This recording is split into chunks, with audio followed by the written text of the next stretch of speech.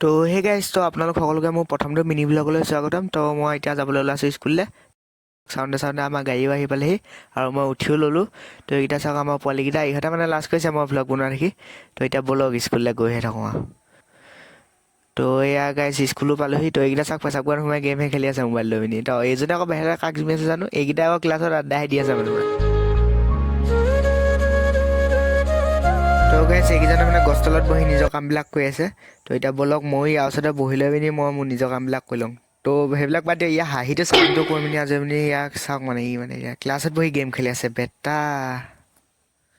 তো গাইজ এনেকৈ চাউণ্ডে চাউণ্ডে স্কুল ছুটিও হ'ল। তো আমিও এতিয়া ঘৰলৈ বুলি ওলালোঁ আৰু। তো এতিয়া গৈ থাকোঁ ব'লক।